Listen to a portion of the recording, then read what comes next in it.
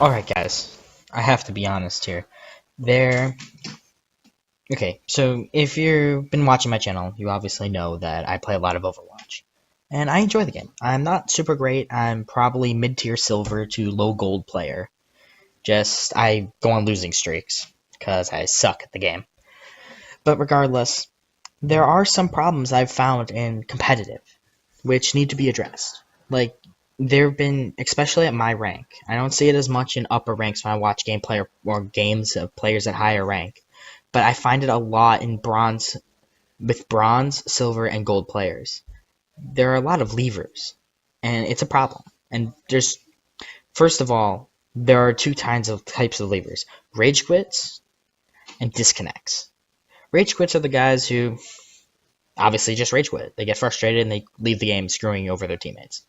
The other type of lever is a disconnect, which is an accident, which is an accidental disconnect either due to ping issues, game crashes, or alt tabbing and then getting kicked. Now, Blizzard needs to do a couple things about this to combat the actual rage quitters. It's really easy, excuse me, it's really easy to combat this by writing an algorithm to be put in the game. So if it's an accidental disconnect, or if you click leave game and then yes, it's a penalty. And they needed to make it not 10 minutes, not a half an hour. They need to do it a huge penalty. You need to not be able to play comp for like 12 hours if you leave a game. And then if you do it again, 24, 48, 72, and then banned for the season. They need to make it penalties much, much harsher than the current penalties of 10 minutes and then leave in the lever XP penalty, because that really does nothing. I get it for quick play, because if you leave too many games, makes it not fun for other players. Have that in quick play. Have this in comp. Now, disconnects are a totally different story because they're accidents, and they happen. They can screw you over, yeah, but it happens. It's an accident. So they can not punish people who disconnect by accident. Obviously, there'll be ways to exploit this system, but they need to have harsher penalties, and they need to figure out a different way to address this. There's also a problem. I don't find it actually as much in my rank as I do when I watch things, but there's a level of toxicity that can very much change your matches. I go from having games with lovable people who I want to add to my friends list because they're so nice and they're understanding of when you make a mistake, especially at my rank. Then we have guys who are like, "Oh, our DPS sucks. I have gold eliminations." When they're for an example being, they're playing D.Va, who can get a lot of elims really quickly because of the chip damage that she does at longer and even at closer ranges, given the spread. And people need to stop this. It's a game. It's not as Stylosa wants to. Rank doesn't actually matter. It's something to show off. It's whether you're bronze or grandmaster. It doesn't matter. It's a game. Well, yeah, it's cool to be higher skilled and be in the higher ranks. It shouldn't be the driving course to your comp experience. And in my experience, there needs to be a harsher penalty for toxicity too. Because toxicity is what forces people not to play. And I like when people play the game with me.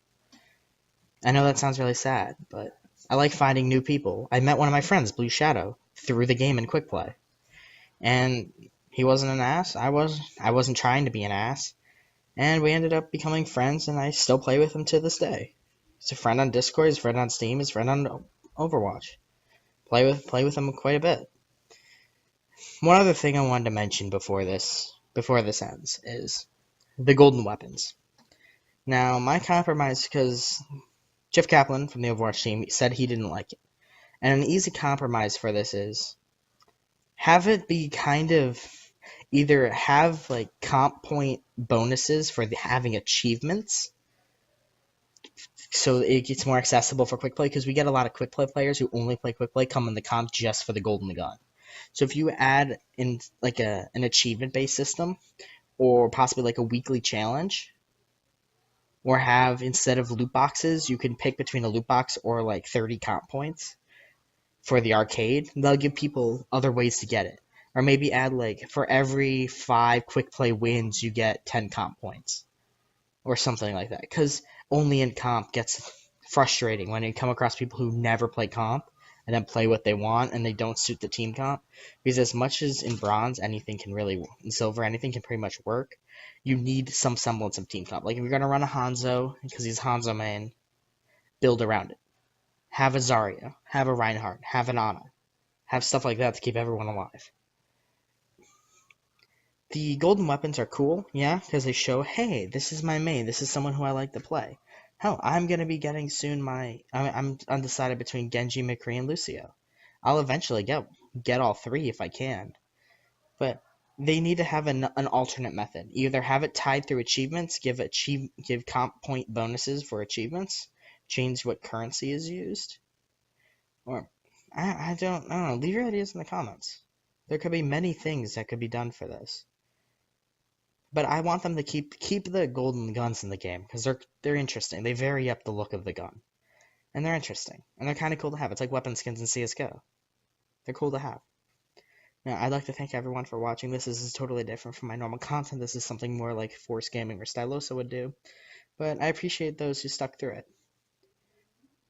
Thank you. And